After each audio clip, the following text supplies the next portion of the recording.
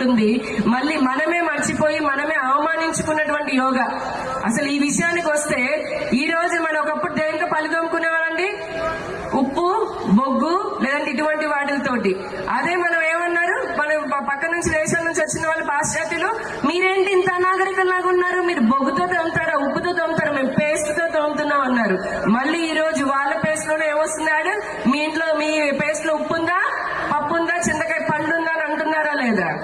అవునా కాదా?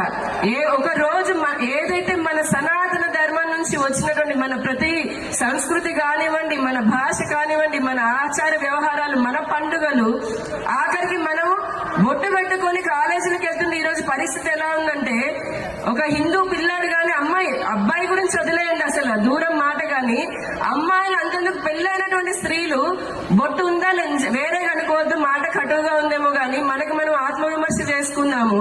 బొట్టు ఉందా లేదనంటే మనం ముస్లిమా క్రిస్టియనా హిందూ అని చెప్పి నీళ్ళ దగ్గరకు వచ్చి చూసే పరిస్థితి ఉందా లేదా? ఏమమ్మా అంత నామోషి? ఉన్న ఆజ్ఞా చక్రాన్ని కేవలం అందం కోసం పెట్టుకున్నామా, దిష్టి పోవడానికి పెట్టుకున్నామా?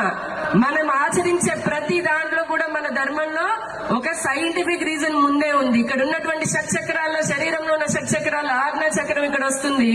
అది మన బుద్ధిని నిలకడగా చేస్తుంది, ఏకాగ్రతని పెంచుతుంది, మనకు ఒక రకమైనటువంటి ఆకర్షణ శక్తిని ఇస్తుంది.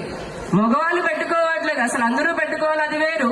ఆడవాళ్ళు కూడా, అంటే ఎటువంటి అది మీ తప్పు కాదు, మనకి ఇలా తయారు చేశారు. బొట్టు పెట్టుకొని కాలేజీలకి ఆఫీసులకి వెళ్తే వీళ్ళు హిందువులు, చూసావు ఎంత వెనుకబడిన తర్వాత ఎలా పల్లెటూరు వాళ్ళగా వస్తున్నారా అన్న చందాన మన మనసును మార్చుకుంటూ వచ్చారు.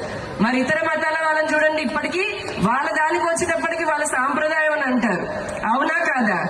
మనం ఏ రోజైతే గనక మళ్ళీ మన మూలాలను మొదలు పెట్టుకుంటున్నామో, ఈ రోజున పండగ వస్తే ఏం చేస్తున్నాం, పొద్దున లేస్తే ఒక జబర్దస్త్ అనకూడదు కానీ ఇంకోటి ఏదో ఎంటర్టైన్మెంట్ కార్యక్రమానికి టీవీ ఆన్ చేస్తున్నాం, జొమాటోలో స్వీట్లు, అరిసెలు, బొబ్బట్లు పెట్టుకుంటున్నాము.